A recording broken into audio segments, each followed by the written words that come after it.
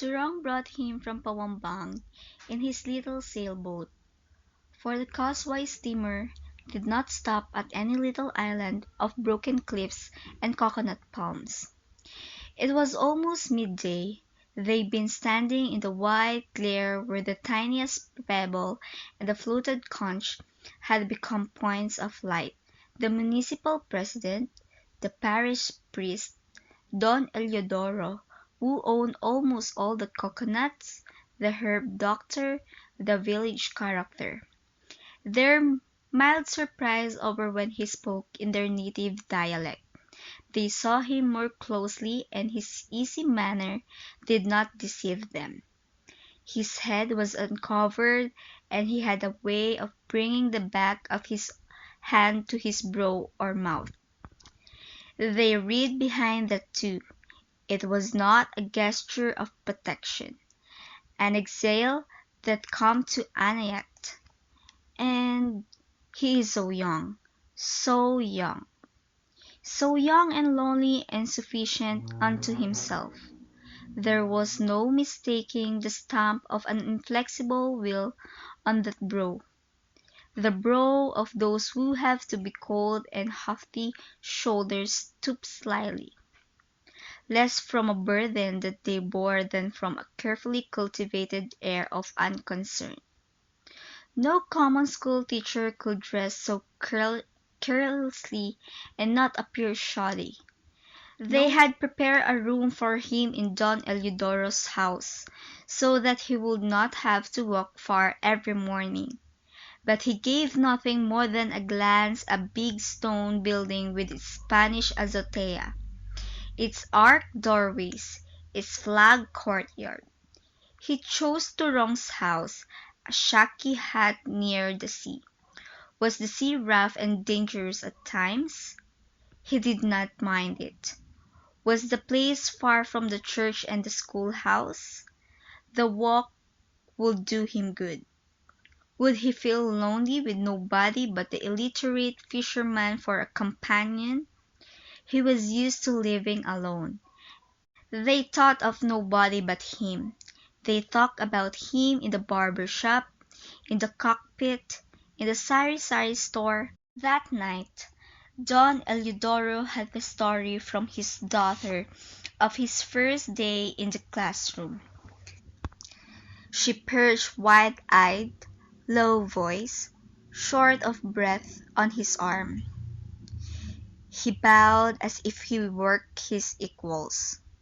He asked for a list of our names, and as he read each one we looked at him long. When he came to my name, Father, the most surprising thing happened. He started pronouncing it, and then he stopped as he had forgotten something, and just stared and stared at the paper in his hand. I heard my name repeated 3 times through his half-closed lips. Zita, Zita, Zita. Yes, sir, I am Zita. He looked uncomprehendingly, inarticulately, and it seems to me, Father, it actually seemed that he was begging me to tell him that that was not my name, that I was deceiving him. He kept on looking at me. He was so hurt, perhaps, that he could have such a stubborn pupil, but I am not really so. Am I, Father? Yes, you are, my dear, but you must try to please him. He is a gentleman. He comes from the city. I was thinking, private lessons, perhaps, if he won't ask so much. Don Eliodoro had his dreams. Every month there was a letter that came from him, sometimes 2 or 3 large blue envelopes with a gold design in the upper left-hand corner, and a broad, angular, sweeping handwriting. One time, Turong brought it to him in the classroom. They were busy writing a composition on a subject that he had given, the things that I love most. Carelessly he had opened it, carelessly read it, and carelessly tossed it aside. Zita was all aflutter when they handed in their work, for he had promised that he would read aloud the best. He went over the piles 2 times, once again, absently, a deep-down frown on his brow, as if he was displeased with their work. Then he stopped and picked up one. Her heart sunk when she saw that it was not hers. She hardly heard him. The sky hangs over a Naiad in the middle of a night sea, like an invented wine glass, a glass whose wine has been spilled, a purple wine of which a Naiad was the last precious drop. Zita sat by her opening window, half asleep, half. Francisco B. Reteche. What a name! What could his nickname be? Packing, Frank, Pa. The night lay silent and expectant, a fairy princess waiting for the whispered words of a lover. She was a bit sleepy. Already she had counted 3 stars that had fallen to earth, one almost directly into the bush of Dama de Noche at their garden gate. They remembered the day when he went up Don Eliodoro's house, and the light of a great decision in his eyes, finally accepted the father's offer to teach his daughter to be a lady. "We are going to the city soon, after the next harbor spurs up. I want her not to feel like a provinciana when we get there." Those were the days of surprise for Zita. Box after box came into Rong's sailboat, and each time they were things that took the words from her lips. "Why are these dresses so tight-fitting?" her father wanted to know.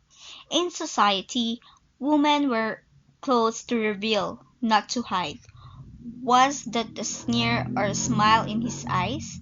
The gown showed her arms and shoulders, and she had never known how round and fair they were, how they could express so many things. Why do there were books to read, pictures, names to learn, lessons in everything, how to polish the nails, how to use a fan, how to walk. How did days come? What did they do? What does one do when one is so happy, so breathless? Sometimes they were a memory, sometimes a dream. Look, Zita, a society girl does not smile so openly. Her eyes don't seek one so. That reveals your true feelings. But if I am glad and happy and I want to show it? Don't. If you must show it by smiling, let your eyes be mocking. If you would invite with your eyes, repulse with your lips. She never forget the look in his face when she came out. It was not surprise, joy, admiration. It was as if he saw somebody there whom he was expecting, for whom he had waited and prayed. "Zita!" It was a cry of recognition. She blushed every time under her lunch when they took her in his arms and taught her to step this way, glide so, turn about. She looked half questioningly at her father for this approval, but she saw that there was nothing there but admiration too. Mr. Recherche seemed so serious and intent that she should learn quickly, but he did not deceive her. For once she happened to list close, and she felt how wildly his heart was beating. Frank came up, and after his respectful "Good evening," he handed an envelope to the school teacher. It was large and blue, and had a gold design in the one corner. The handwriting was broad, angular, sweeping. That changed the whole evening. His eyes lost his sparkle. His gaze wandered from time to time. Something powerful and dark had come in between them, and her sight clearly she saw that he was sitting down and trying to piece together the letter. "Why do you tear letters if you must put them together again?" she asked rebelliously. He looked at her kindly. "Some day, Zita, You will do it also, and then you will understand." The big house was silent as death. The little village seemed deserted. Everybody had gone to the seashore. Again she looked at the mirror. She was too pale. She must put on more rouge. She tried to keep from counting minutes, the seconds, from getting up and pacing. But she was getting chilly and she must do it to keep warm. The steps creaked. She bit her lips to stifle a wild cry. The door opened. "Turong! Mr. Reteche bade me to give this. He said you would understand."